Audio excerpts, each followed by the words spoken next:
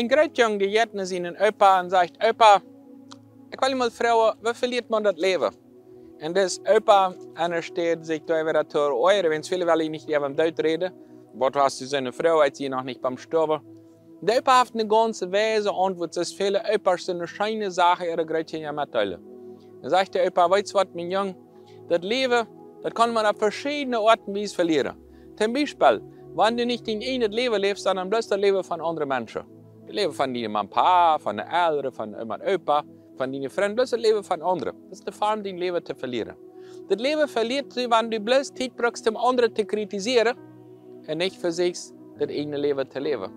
Wenn du nicht versuchst, deine Fehler zu ändern, bloß checken, was andere alles tun.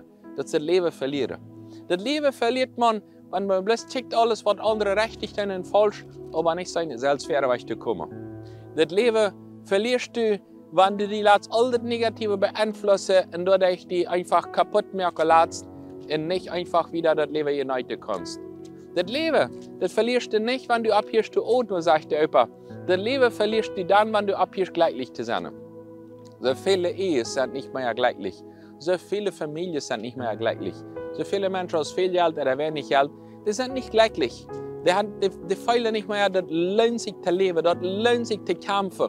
Die sind nicht mehr gleichlich. Die haben abgehört, wenn es einfach so viel Negatives beeinflussen lässt. So ist, wenn es kalt ist und ich mich keine Jacke trägen dafür beschützen, so kannst du einen Schutz in dein Leben anmerken, dass du nicht bloß immer denkst an andere. Und vielleicht mal die Gesellschaft wechselt und andere Freunde sich, die ein bisschen positiver sind. Die Bibel redet uns in Johannes Kapitel 10, Vers 10, dass die Satan ist gekommen, am dritten merken, am zu stehlen, am zweiten merken. Aber das heißt im zweiten Teil, der geht Teil Johannes 10, 10. Als sie gekommen, dass ihr das Leben habt, das Leben am Negativen, nee, das Leben am Überfluss. Als sie gekommen, dass ihr das Leben habt, Leben am Überfluss. Was ist denn mit deinem Leben? Glaubst du an diesen Text? Lebst du dem? Hast du Leben im Überfluss? Oder sagst du immer, das scheint ja wird von Jesus, aber das ist vielleicht vom Himmel und für diese Eid funktioniert das nicht. Die gehen wird nicht immer mitarbeiten. Das wird Situationen sein, die wirst du nicht allein kennen. Glaubst du an diesen Jesus, was für die was im Überfluss haben? Dass du das sagst, ja, glaube ich daran. Ganz klar, ich sehe das immer nicht. Glaube ich daran. Aber glaubst du das in Wahrheit? Oder bloß hier eins Wort? Haft das was mit deinem Hort zu tun? Haft das was mit deinen Feilen zu tun? Wo ist das, wenn du deine Familie behandelst? Wo ist das, wenn du andere Menschen behandelst? Versuchst du das Leben im Überfluss wieder zu geben? Oder versuchst du Tod im Überfluss wieder zu geben?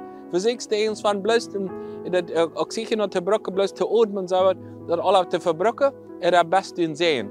Wo ist das, wenn du ankommst in Haus, die sich paart haben, die sich macht haben? Oder wenn du ins ankommst, so du weil abpassen, kommt dieser an. Und er sagt, wow, schön, dass du gekommen bist. Jesus ist gekommen, dass du Leben hast in Überfluss, dass du die beste Oase für die Seele, für andere Menschen geben kannst, einfach zu leben. Aber so war die nicht immer so, als die das beschweren.